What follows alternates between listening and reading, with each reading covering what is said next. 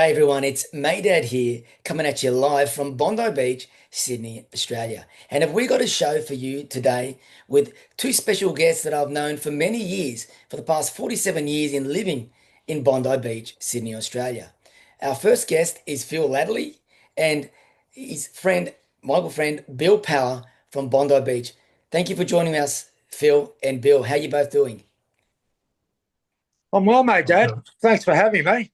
It's great to see you Yeah, guys. same, mate. Yeah, If, it's I've only seen you up around the corner in the back lane recently, mate. But you're back from your little trip to NZ, so good to see you chilled out in front of the hedge there, mate. yes, Seeing him in the back lane would have meant something totally different about 15, well, 20, 30 years ago, wouldn't it? yeah. I Yeah, did some research on the old gym that I had, Juliana, Phil, and Bill, and that gym that I owned, that Bondi Olympic, that was originally Bondi Olympic Gym, originally was owned by Leonie Du Bois. She's married to, um, uh, what's his name? Barry.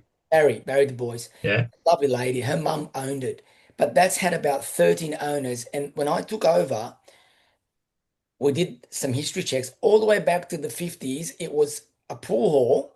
Could you imagine how many people would have got their ass kicked and taken out the back to that back lane where we had all the bins and that? And then it got turned into a bodybuilding gym. It was called the Bondi Barbell Club. Then for a while it was just Bondi Gym, and it turned into Bondi Olympic, then Bondi Muay Thai, and then eventually, Isn't some Mr. World own it or something? Oh yeah, yeah, Mr. Walls or something, wasn't there a Walls there as no, well? Mr. What's his name? Paul Graham. Paul Graham, Mm. that's it. Brian. Yeah. Yeah, You I've remember seen that, Deadly, shots don't of you? So yeah, I've seen shots of Schwarzenegger, Arnold out the back, yeah, flexing up in the back lane. We're talking about where I walk my son to school every day or on the bikes or whatever. Arnie was out there flexing pre Terminator days. yeah, I've got some photos of it. There's an actual movie called Pumping Iron, and part of that was filmed not just in California, but in our the old Bondi Olympic Gym, which is Bondi Boxing Gym. But Paul Graham came down to see me at Bondi Boxing Gym, and he said to me, "If you want me to bring Arnold Schwarzenegger here and do a promotion for you, I can do that for you." And I said, "Mate, do it. Let's do it. I'll pay for the ticket. I'll pay for the accommodation. Bring him here. It's going to get so much traffic through the door." And he said to me, "The only thing is you're going to have to turn it into a bodybuilding gym." And I just said, "Nah, I can't do it." You know? And he said, "I can see the love that you put into the place. I would never, I can understand and no problem." But back to you two, I've known you guys for such a long time as a grommer growing up in Bondi. As I said, surfing was not really my sport. I just like to jump in, get wet and have fun with a couple of mates like Davo, Will Webber, Jason Kitzler, and some others. But can you share us a little bit about your journey growing up in Bondi as young men? You want to go first, Deadly, or shall I? Oh, mate, I'll go first. I mean, when we were surfing, it was still when we were learning, we were on single fins, so it's pre-thruster days, and I was kind of living up in Dover Heights on the edge of Vaucluse there, and I learnt, as we all did down at North Bondi and Coolites, and then we got a garage together, and we were kind of had about 10 guys in there with a lounge and a telly and a bunch of boards, and we kind of very slowly gravitated from north to south, and sort of paid our dues. And if you didn't pay your dues in those days, you got checked pretty quickly by the older crew. It isn't what it is today.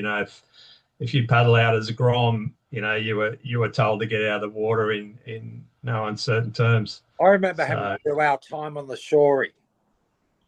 yeah, Yeah, you were sent back to the shore break. yeah, Yeah, exactly.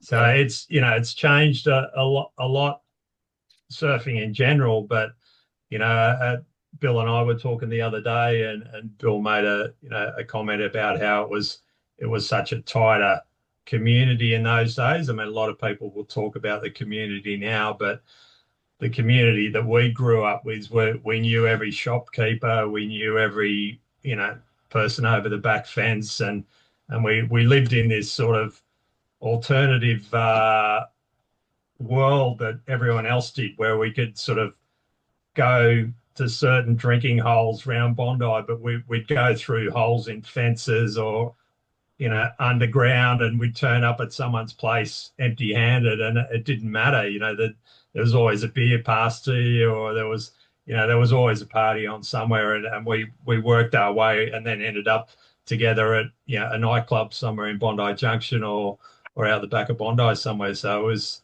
a different community then, but I guess there's still a community now, but everyone knew everyone in those days, and it's a different community now. But you share some of your thoughts, Bill. Well, I was a Johnny come lately.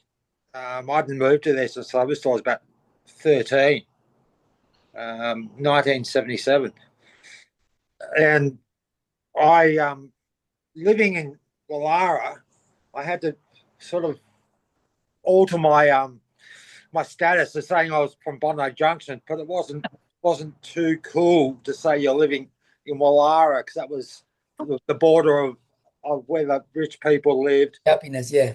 And in Bondi Junction, that was acceptable, So that was your dad's terrace house out the back of the jungle, wasn't it? Yeah. Well, the back fence was the border for the borderline. Bondi Junction and Woollahra.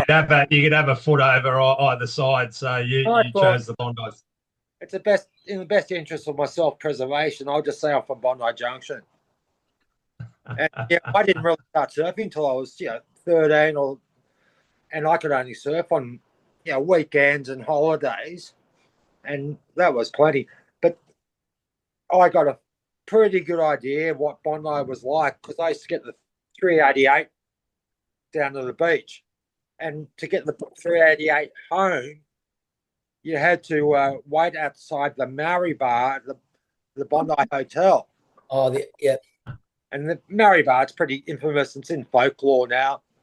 And I'd be, a little, what would I have been? 30-kilo grommet with my board, waiting for the bus, looking in this window. It's all tiled. The whole bar's tiled. And it's full of all these Maoris. And I'd see them beat the crap out of each other. And later on, I got pretty scared. But later on, we got to know quite a few of the Maori guys. They all surfed a bit, and not one of them got aggro. Like Elvis and that? Each other. I'm thinking of Keista, who we did karate with. Jono. Yeah. All those guys, like when I say, look, I've lived here all these years, they go, yeah, but it was Maori ghetto. And I was like, hey, slow down.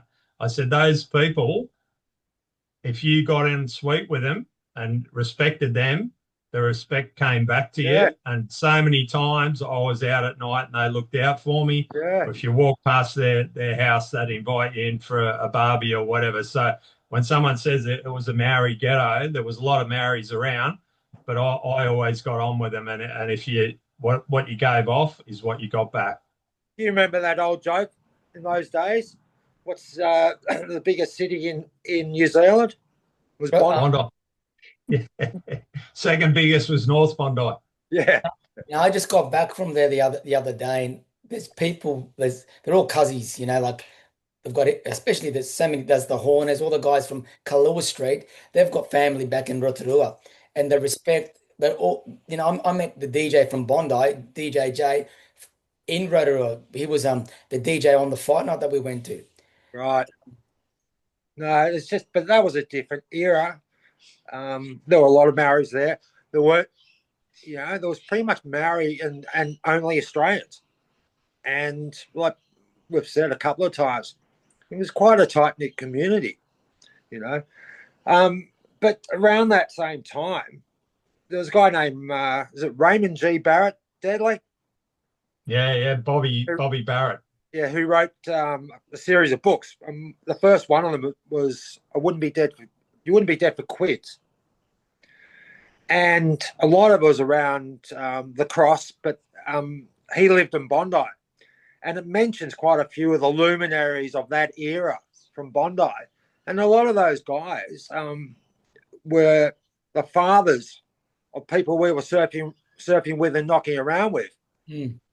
And well, the main guy in it, I think it was Norton, was apparently based on Ďugs's dad. yeah. So he was Bobby Barrett was a butcher in Hall Street, I think, and when he retired to Terrigal. To someone that we knew, a little guy. I can't remember. Brett Parker. Yeah. Yeah. I think so. Yeah. But he retired. Bobby Barrett retired up to the Central Coast, and I was up there with Bobby one night. We're in the bar. I think it was like the piano bar at the Terrigal Hotel, whatever it is on the beach there. And I sort of saw him there, and he had a security guy with him because he was quite famous by then.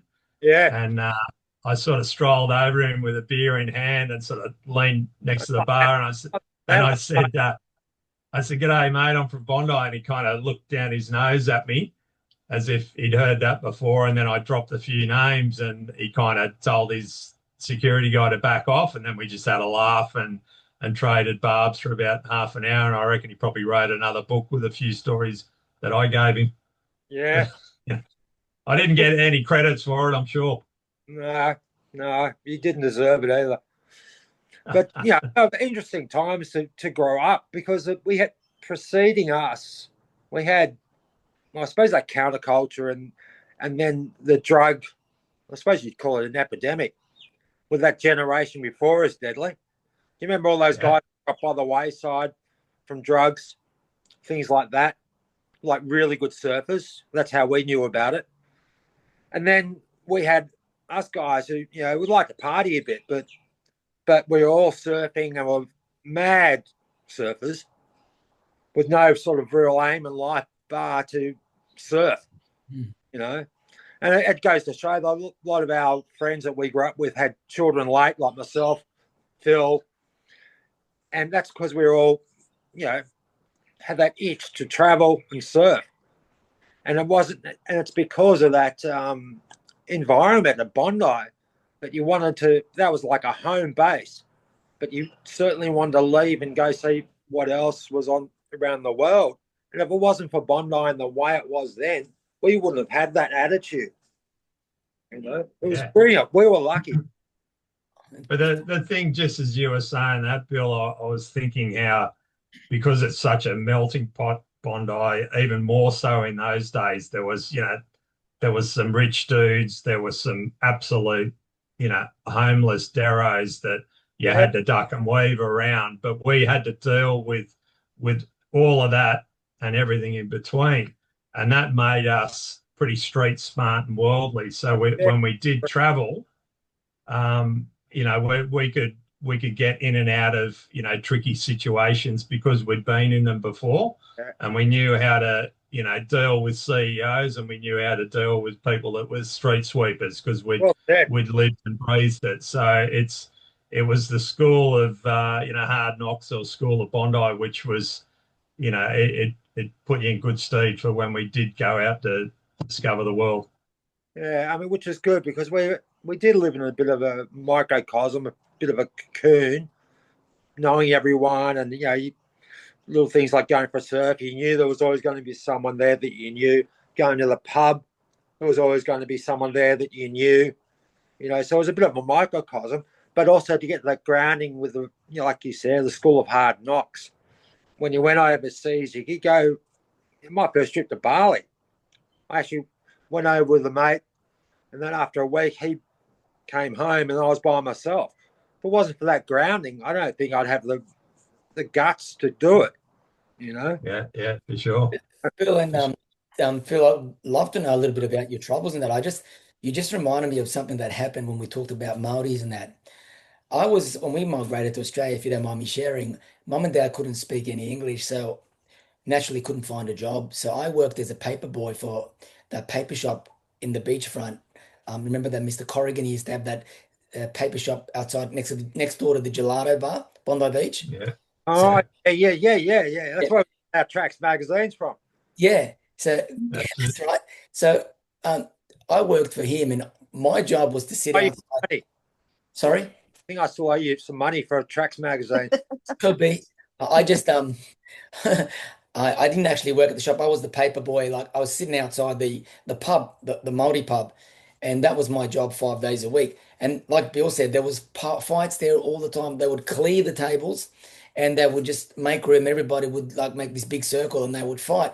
And I remember this one day, this one week when I finished working there, I'd gone back and I'd given. It was the end of the week. I'd counted all the money and gave him back all the papers that I didn't sell. And I took off with my weekly wage. It was about $9 then. And I said, you know what? I'm going to go into Kailua Street. They had like a pool hall there. Do you remember that old pool hall? Yeah, yeah. It was a little pool hall. And there was a guy there, the three Oh, guys. yeah.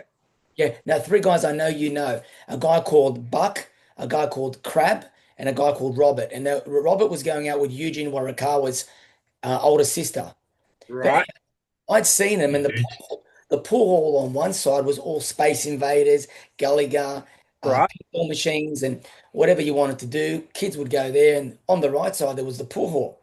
This one particular day, I was just heading home, and I said, you know what? I'm just going to walk over to the jukebox, put 50 cents in, and play my favorite song. Doctor, Doctor, give me the news. It was that time, and I just walked in there and I walked in and there was no one on the right side but these three guys on this pool table playing pool. And all their kids were on the other side. So I've walked through as a 12-year-old with 50 cents or something, pulled it out, had my money that I worked as a paper boy that I got paid, put the 50 cents in. As I walked past them, they stopped playing and looked at me. I put the money in the jukebox and I pressed Doctor, Doctor, give me the news. Before I turned around, before the music was just about to start, they'd pinned me up against the Rob, Buck, and Crab pinned me up against the um, jukebox. Buck was on one side, Crab was on the other, and I heard this broken glass, and Rob put a broken glass to my neck. And here I am as a 12-year-old, just wanting to listen to a piece of music, and Buck's grabbed a broken glass. I mean, Rob grabbed broken glass and he's put it up to my neck. And I was like, by that point, I was just shitting myself, like, what's going on here? And he goes, He wasn't a fan of that song, obviously. you are Dad's brother, right? And I go, yeah. And he goes, cool. And then he let me go. And I just went like, fuck, what was that about? He went and bought me a glass of lemonade and we played pool a couple of games with him and I walked off. And I remember walking off and looking back because I've got a book that I've actually recently written and just looking back at how you said how we were exposed to so many different things from surfing. And that was just one moment I'll never forget. Well, that sort of sums up Bondi, what it was like then. Because, it's the old thing. It's a bit like on the footy field. Beat the crap out of each other, then you just go and shake hands. And that's that sort of situation. You got out of it, but next thing you know, you're playing pool with the guy. I was nothing but 12. They were about in their 20s, just like, but that was like something I won't forget. In their 20s and looking 8 foot tall. Yeah, covered in ink, But Phil, Bill, tell us a little bit about your travels because I know you guys have traveled a lot, you've experienced a lot through your travels. Look, we were, Bill and I were talking about it a couple of days ago. We're incredibly lucky where we were kind of heading off to Bali in Indonesia in the early 80s before it got swamped by crowds and development and just general tourism. And we were surfing Uluwatu and Padang solo sessions basically. The people. Yeah, and then we went, we were going multiple times a year. I think the airfare in those days was like $300 return, and you were living for $5 a day over there or whatever it was, and we were basically, we were surfing our brains out, coming back, saving up to go there again, and then we started going further afield, whether it was Lombok or Sumbawa, and then the rite of passage was on to Grudgegan and Hawaii, and then for me it was on to the Mentawais. When I finally got up there around the mid 90s after Johnny McGroder, who was another old Bondi boy that we grew up with, was captaining boats up there, and he'd been in my ear for a few years saying you got to get up there, and I'm like, mate, I'm going to G-Land. what else is there out there? And he said, mate, come. And I finally went there, and it was, it was incredible. And 30, 40 charters later, it's kind of gone the way of Bali now. There's lots of land camps. There's so many more boats than when I was first going up there. So you kind of, it's surfers in a lot of ways have opened up areas, and then the tourism's followed, whether, you go far back as Byron Bay and Noosa and all that. They're all just undiscovered little villages, and then surfers put them on the map, and then the tourism followed. So in a lot of ways, surfers are sort of pioneers for tourism in those out of the way spots, and we're ahead of the pack, and then everyone jumps on it, and then we kind of move on once it's got a bit over the top. And Bill had some great trips over there. I'm sure he'd like to share some of them as well. Well, I actually have. I still haven't paid for a trip to 𝙬𝙤𝙬 yet. Haven't you? At Bobby's? But I'd actually talk about 𝙬𝙬𝙬. I was lucky enough to go on a Billabong photo shoot, and they paid for all the Americans, and they won't like this, and Hawaiians as well. It was mainly Hawaiians. Ronnie Burns and what was that other goofy footer from Rocky Point? Is McIver? No, I'm talking about Hawaiians. Oh, Kalani Rob? No, this is way before that. Ronnie Burns days. Ooh, not Marvin. Marvin Foster. Marvin Foster. Yeah. I'm Marvin Foster yet. Ronnie Burns and all the really the professional surfers from Hawaii, and then we had the Australians and a couple of Americans, and that was basically it. But that was all the Billabong surfers, from the whole planet. Did you book the camp out? No, Gordon Merchant did. The old Fishner. We had it to ourselves. How good's that? This is might be early 90s or late 80s. So we're there for 5 days. And next thing you know, we're just surfing with these best guys in the world, free surfing. But the funny thing was, at night, we all segregated. And the same thing started happening in the water, because there was this big competition. And it wasn't competition. Occy was there as well. It wasn't just a big competition from individuals. It was like a national competition. And all these guys are trying to out-surf each other every day. And it was just the most amazing thing to see people just pushing themselves. Didn't really get much over 6 or 7 foot. But just see these guys, renowned pipe masters and that sort of thing, just going hell for leather, trying to beat their Australian, counterpart. And then we had Occy. Who were the other Aussie guys there? Munga Barry, self, couple of mainly guys from Queensland. I think Robbie Sherwell was there. Robbie Sherwell.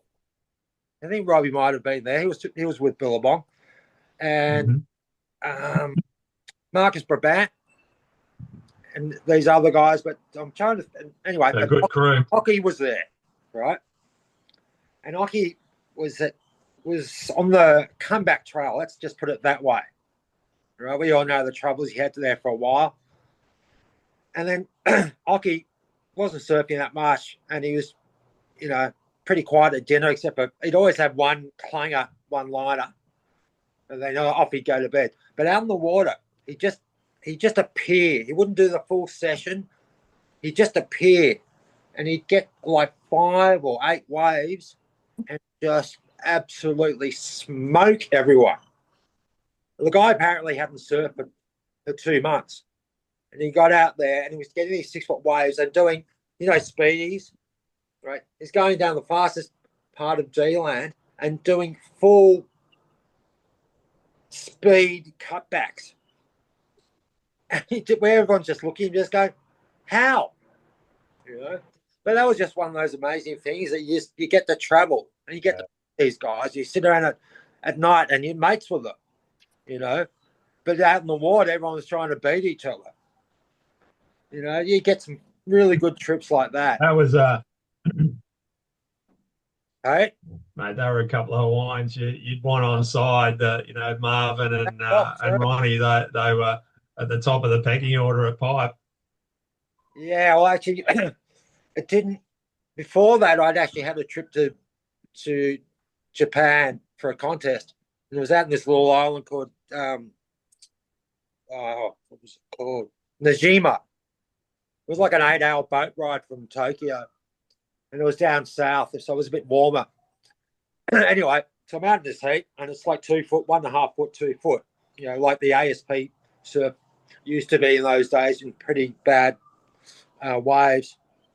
And there's this guy sitting on me. He's this Japanese guy, and I'm just going, man, you know, like, just leave me the F word alone, will you? As it turns out, the guy's got a Hawaiian accent. Right? And I'm just going, oh, God, that'd be right. So anyway, a couple of nights later, I'm out with Matthew Elks from Bondi. And we're out having a couple of drinks. And on the way there, actually, we run into Johnny Boy Gomes. And he's with this guy that I'd given a bit of lip to because he was hassling me. And Johnny Boy's giving me this, like, oh, that's the dude, eh? You know, pointing. And Matthew Elks knew Johnny Boy, and I didn't know that. And the next day, Johnny Boy's going, hey, Haley. And then this guy's, said, yeah, that's the boy, Johnny Boy. And I thought it was on. And the next thing you know, Elsie goes, hey, Johnny Boy, how you doing? And then just chilled out the whole situation. I was just going, whoa. There's a lot of those things. And surfing afforded me, particularly, to be able to be lucky enough to go and do those sort of trips and meet so many people and so many like-minded people, you know. And that was the whole thing what Deadly was saying, going, spreading your wings, going to different places, surfing, looking for the next good wave, uncrowded wave, you know. Yeah. Us little guys from Bondi, you know, in the middle of nowhere, in the middle of jungles and different places, only because we surfed. Yeah, well, I mean, for the people who don't know, G-Land is on the tip of Java, and you're basically in this, you know, jungle with big cats, you know, tigers and panthers and that crawling around in there, and you've got to live in tree houses, you know, 10, 15 foot up a ladder in case they come out during the night and want to chew on your ankle. Panthers. I was having a shower after a late surf at G-Land, which you don't normally do because the winds aren't that favourable. And there I am, and this bloke yells like, hey, Billy, you better get out. I'm going, what? And then I hear these monkeys, and these monkeys are jumping from the canopy, from tree to tree. And I'm going, oh, that's pretty wild. That's pretty cool, you know. And they go, Billy, get out, get out. I'm going, what? And I look around, and there's this panther in a tree, right, from jumping from canopy to canopy, chasing these monkeys. And I've got, anyway, so I need to stay in the shower for a bit longer to wash myself a bit more. See, all that sort of street smarts we had in Bondi didn't cut it in the jungle as much, but I don't think much cut it in the situation, except for making gas. We had to learn it all again in the jungle. Right. But then again, you got the travels, and like when we're talking about going to different places, and let's just talk about G-Land for a sec. The actual experience of getting there was something in itself. I mean, at the moment, at that time, it probably annoyed the crap out of all of us, you, me, because you had to get to Bali. You normally had a couple of nights in Bali, or sometimes it was at the end or beginning of your trip.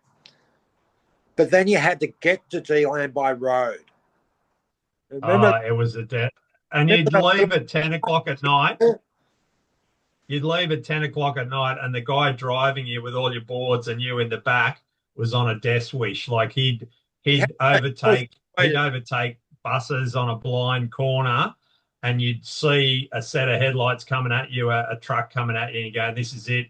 My life's over." And he'd just dart into the right side of the road at the last minute. And that went on for what, 4 or 6 hours or something. And then you'd have to get a ferry. Yeah, then you drive that bus onto a ferry, then you get a couple of hours over, and then you'd have to wait till dawn, and then get a boat across from Grudgeghan village, and now you get a speedboat from Bali, and you're there in an hour or something. That's where I was going. So yeah, if it wasn't for us doing those hard yards, and literal hard yards, they wouldn't have thought about, hey, good idea, let's just get a speedboat. We'll get there in an hour and a half. Or it might be less, isn't it? No, I'm not sure. I've sort of brushed it now, but it yeah. I mean, look, Bill and I did some unbelievable trips closer to home, like up and down the coast. We did some crackers. Yeah, we what time did we leave? It used to be like 6 o'clock in the afternoon or something. Yeah, we did some crackers. It was an 8-hour drive to Angari in those days. Phil, I know you guys were both in the ITN surf crew. Can you tell us a little bit, some memorable moments being in that group? Look, I can't, but nothing really. Well, this probably sums it up. Big Al. Big Al. Yeah. What was Big Al's real name? Alan. Alan, yeah. Anyway, Big Al, the age of 12, I think it was. Alan Spears. Yes, that's right. Hanging from the rafter at the Bronte Inn, because he was our unofficial mascot. I'm not saying I gave him beer, but somehow he was getting beers. Oh. And he was hanging from the rafters, literally. I think at one stage he had a yellow suit, like a 3-piece yellow suit, and we made cream suit or something. Yeah, we may have got a sponsorship from Pancakes on the Rocks. I think it was a shop in Bondi, and we did. We had that lasted all of one presentation. Yeah, well, I think Al had like half a dozen beers and spewed all over the general manager as he was making his welcome speech, and it was projectile. Yeah, we went on a surf trip to golf course at Maria down that area. Yeah, and Grain Sainsbury, Ronnie, blonde Ronnie, and what's his name, Adam Twyford. I don't know if you remember him. Yeah, so they were drinking beer bongs at the back of the they were nothing but like probably 14 years old or something, like 12 years old. Don't know where they got that idea from. Because with ITN, we were like saints. Yes, we were. But the whole concept, Dad, with ITN was, I don't know if you remember how there was the inter-beach wars. Yes, I do. Right. Now, when we were growing up, the older guys still didn't get along with Bronte guys. Right. Well, a couple of them did, but mainly it was animosity. And Maroubra was just a different world. Right. He didn't sort of, don't think I started surfing Maroubra until I was like 19 or 20 because of what didn't pay to go over there. But anyway, the whole thing with ITM was the older guys wouldn't let Bondi board riders surf against Bronte board riders because they hated each other so much. And there was this thing called Newport Plus, who were winning all the newly founded teams competitions. And so I used to travel with Rod Kerr and JJ Patella and guys like that going to the Pro-Am contest. And we just went, why are all these guys winning? We got the formula of Newport Plus, which had guys even from Bondi. Georgie Wales, Richard Cram were going over and surfing for Newport Plus. And we thought, that's just, we've got Bondi and Bronte, some of the best up and coming surfers in the country, and our elder statesmen are going over there to surf and surf for them. And so me and some other guys, Rod Kerr, John Patella, some other guys, Spotty, we were drinking together and going to contests together, drinking together, and breaking down that barrier between Bondi and Bronte. And we thought, why the hell don't we do something like that? And so, one particular night, everyone was getting a bit rowdy. I think it was at the Bronte Inn, and the concept of having a Bondi Newport Plus came up, and we sort of worked on it. The more beers we had, the more it made sense, and so we started ITN up, and that was our answer to Newport Plus, and that also broke down the barrier between Bronte and Bondi. And then in some respects, started breaking down the barrier with the Maroubra guys that we were seeing at contests as well, And, without that, you wouldn't have that intermingling at all. And it was a great experience to be in ITN. It was really successful too. For some guys that, for the foundation that it was born out of, to have that amount of success. We won quite a lot of big contests. Surf League, the original teams contest, was a tag team contest then. And the Kira board riders, we beat Kira on their home break up in Queensland, which is something, you didn't do. We beat... Big deal. You beat Cronulla as well, didn't you? Oh, of course we did. It's just like the Roosters and Cronulla. But I remember Actually, they beat us, so keep that quiet. I remember being around for some of those contests just as a grommet sitting on the hill watching, and there was Queenscliff, there was Merriweather, there was what was the other one? There was Narrabeen, there was guys from everywhere. And you guys, it was just so cool to watch these great surfers from all over. It was like watching all the guys that were on TV right at Bondi Beach. It was just like when the OP Pro was on back in the 80s, and just so real, Don't mention it, bro. Yeah, I was in the OP Pro and Sean Thompson beat me, and he should have gone to the end. So we'll go past that. But no, that was the whole thing with the Surf League. You had all these guys who were in the ASP, on the ASP World Tour, and they were all surfing for their local clubs. How he organised it, I'm not sure, but just the quality of surfers that were amassed for those contests was amazing. Damien Hart, I was just going to say Damien Barton Hardman. Lynch. Shane, all those Crammy. guys. Yeah. Everyone you've spoken to in recent weeks, mate. Crammy, Shane. Shane They're was all sharing surfing some. Yeah, we eventually got. Shane was saying some amazing stories Yeah, it was about good. talking about Steve Jones, talking about Cole Sutherland, talking about Oro's brother, Steve, yes. Yeah, there's so many things.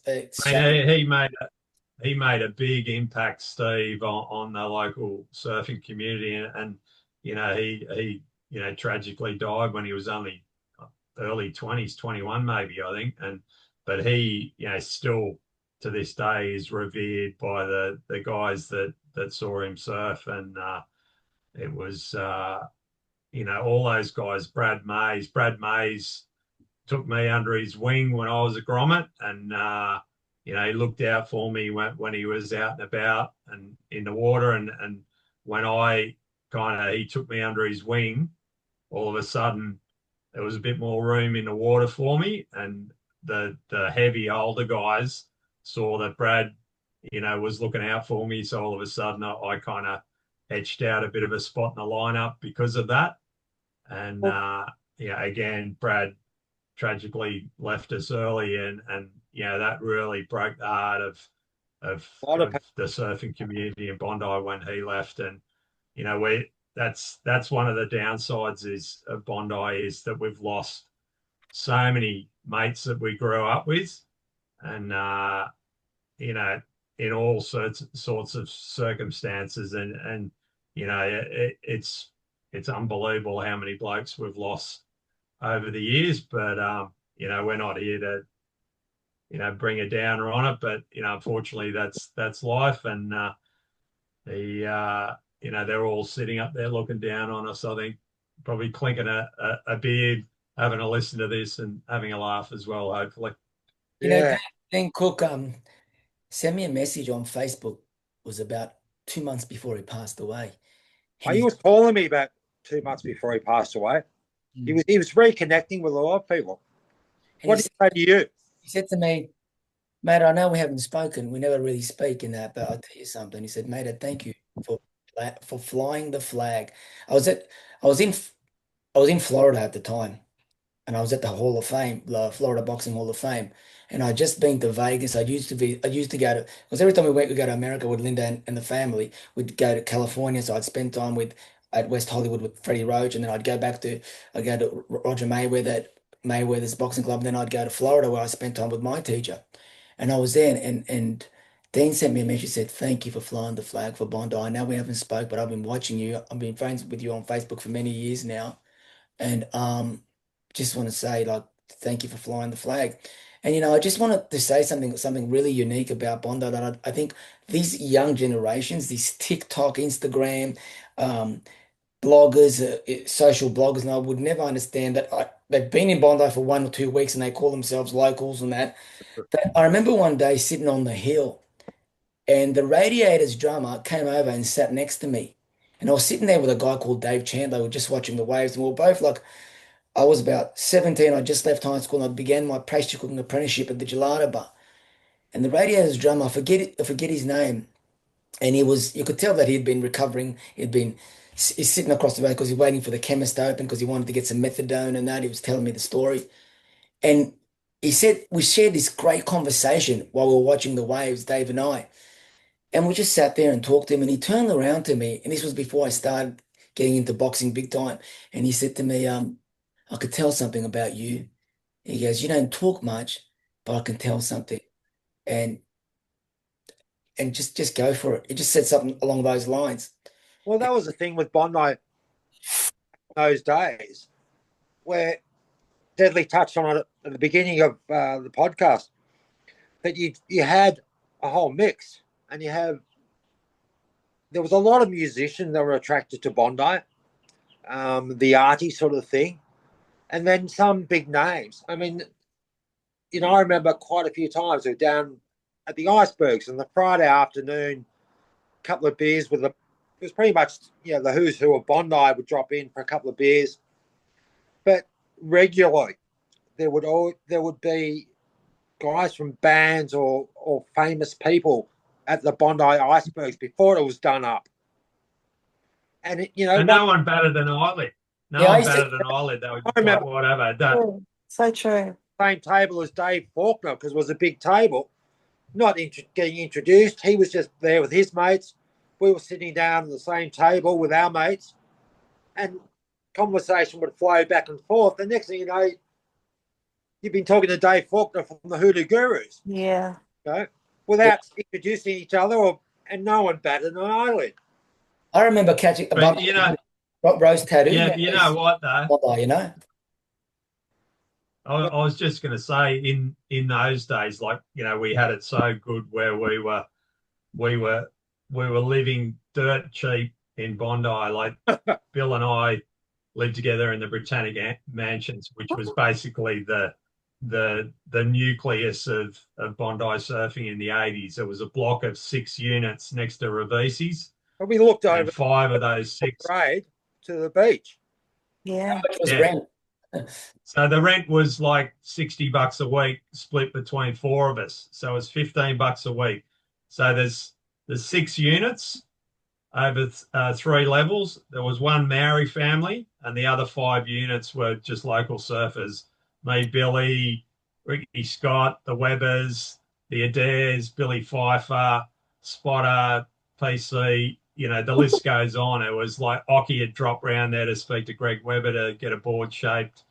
You know, we didn't know how lucky we had it. And you tell people now that you're living on the beachfront paying $15 a week rent, where they're now paying 10 times, mate, 1,000 times, but they're paying $1,500 a week rent.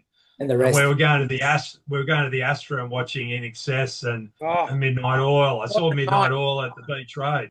I saw INXS at the Beach Road. I saw Cold Chisel at the Astra. So, oh mate, and then Salinas, you saw all the big bands, Iggy Pop, Foo Fighters, whatever else.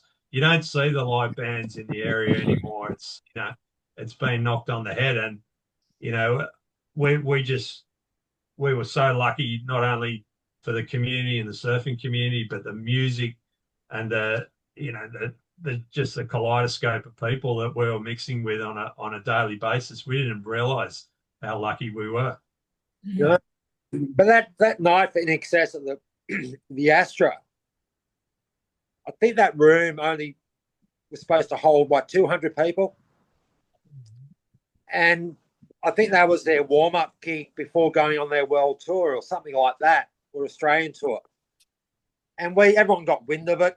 It was supposed to be a low-key event. And it was jam-packed. Maybe, I don't know, there would have been double what they were supposed to have in there. We were standing on tables at the back of it watching INXS with all our best mates. And it cost bugger all to get in. And having the best night. It was like having your own party, but INXS were played. Yeah, that's what it felt like in those days. Yeah. Geez, my brother just with that unit that at the Botanic Mansions that Deadly and I shared, you know, Bondi was such a different time, different place those days. I mean, we went through some sort of weird thing where we thought it'd be really funny to have beach paraphernalia as our decoration for the unit. So pretty much every Friday night we'd come home with something from Bondi Beach, like literally the beach. And it started off with a couple of don't drink and skate or something signs from the promenade. And then it sort of escalated. You know, next thing you know, one of us got a bit more brazen, a bit more bold, and grab a flag from the actual flags. Then the next and they were big flags. They were big wooden flags in those days. It was just a flag at first. Next thing, someone said, "Why just a flag? Why don't we bring the whole flagpole in?" You know, so we. Next thing you know, we've got those 2 cross flags in our lounge room with all these signs around the whole unit. Then one day, the police came knocking at the door looking for some young girl that was told her parents she'd run away. And we said, "I'll come in. Yeah, it's all right." "No, we don't know her." And the policeman looked around to the left, around the corner to the lounge room. He said, "Hey, fellas, what's going on here?" And he's looked at all the beach paraphernalia. And then it dawned on me how much stuff we'd collected over like a 6-month period.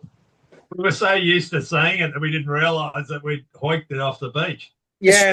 Street signs. Remember the streets? But that was the difference. In those days, the police just said to him, it was 2 young constables, and they just looked and said, "Guys, look, we're going to forget about the tiny little pot plant over there, but that beach stuff has got to go back.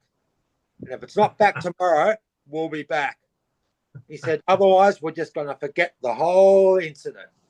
And so we spent the rest of the night returning all that stuff down to the beach inspector's platform. Yeah, we're like a couple of ants just, you know, walking along with the big wooden flag poles and that, just walking down Campbell Parade, mate. We would have been a sight, I tell you, if anyone took a shot of us. Well, it had to be done, though, with that or in the boog. Yeah, exactly.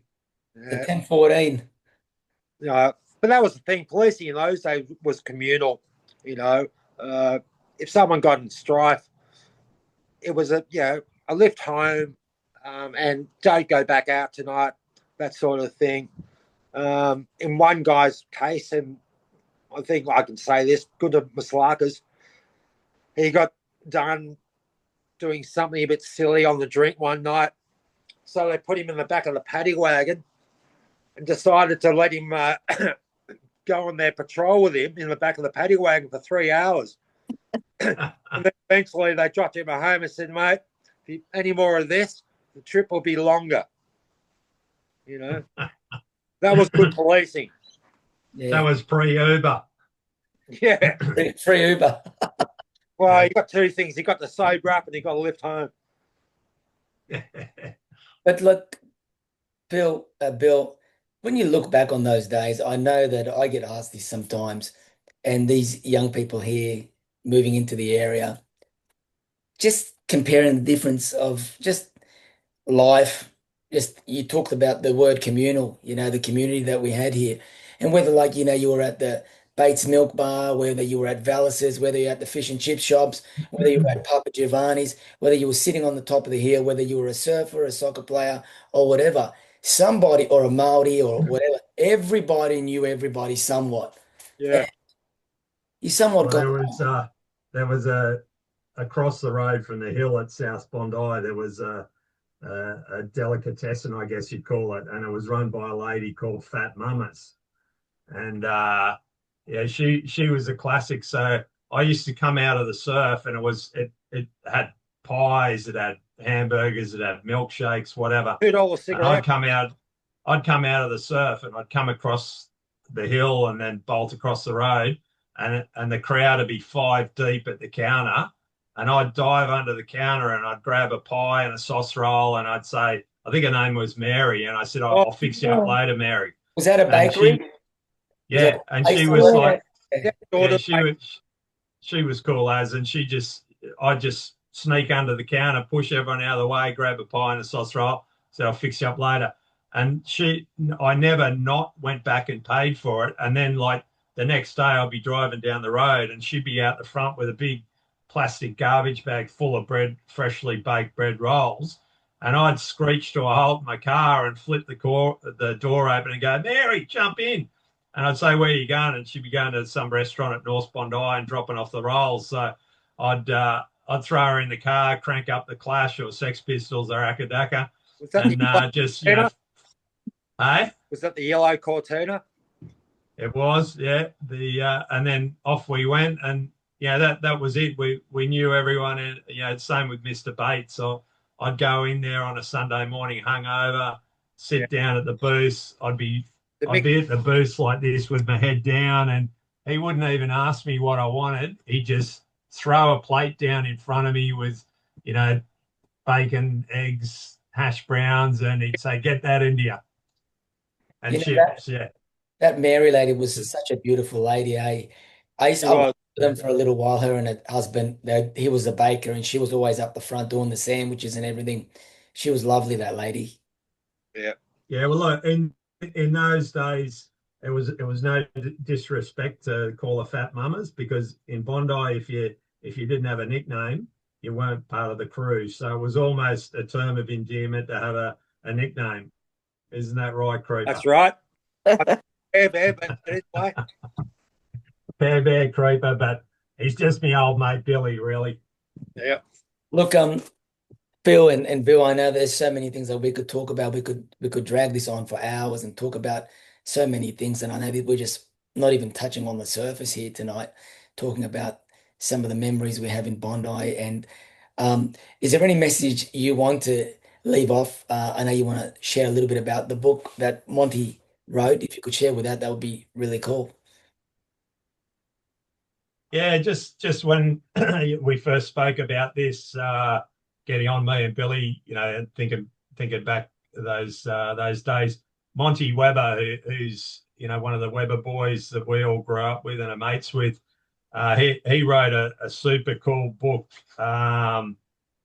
2 years ago now, 3 years ago, and it'll be back to front there, but it's called Bondi Days by Monty Webber. and that's Monty with his brothers and his mum there at North Bondi. Is this And that book, it's it it just encapsulates our life growing up in Bondi through the 70s and 80s. So it's only like 120 pages, but he just absolutely nails it, what we lived through. So anyone that's listening to this and wants to get a bit more of what went down from a different perspective, which, you know, Monty, we grew up with him, and he lived and breathed it as we did. But that's a good read if you want to check it out. By the way, it wasn't back to front, it was fine. So thanks for sharing with that with us, Phil. I think what's his name? Elksy wrote a book. He's called it Scum Valley or something. Yeah, he did. He Yeah. did. I haven't had a chance to read that book, to be honest with you. I think there's a segment about me when he sponsored me with a 𝙈𝙖𝙮𝙮 clothing when I was competing in Yeah. aerobics. Reebok and that wouldn't sponsor me because I was so normal to them.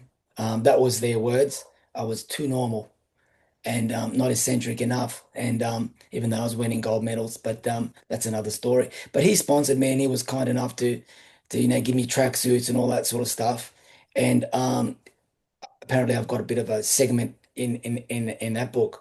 So I've got to get my hands on one of those books and have a read of it.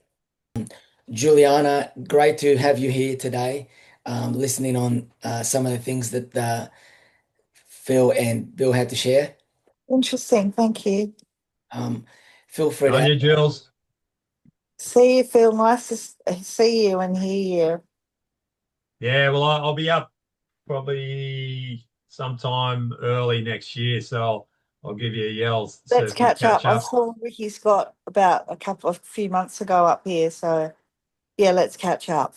Is Ricky for up sure. your way? Is he? No, I just saw him when he was visiting up here. We just bumped into each other. He's a It's top always bloke. nice to know someone when you bump into someone that you've known for 40 years. Yeah, you just rang a bell. Like I don't want to go on a bad note or anything, but there was a guy that just as we're sitting here talking through all this interview, just thinking about like guys that have been here and no longer here, like Bumper, Kenny, who's the Oh other guy? yeah. So many guys.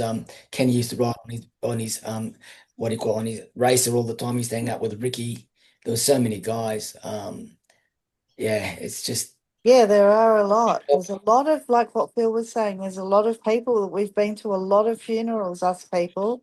And we mm, keep bumping into each other and seeing each other and hopefully not at another funeral, you mm, know?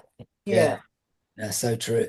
Look, great catching up with you guys. I better call it a night. Thank you everyone for watching this great Zoom, and we look forward to seeing you next week where I'll be joined with Chris Hobbs from Home and Away, actor from E Street, who's done a lot of things that's going to be talking to us about his journey and all the great things that he's doing now. From Deadly and I and Juliana, we're here from Bondi Beach, Sydney, Australia. Take care and have an amazing evening. Bye.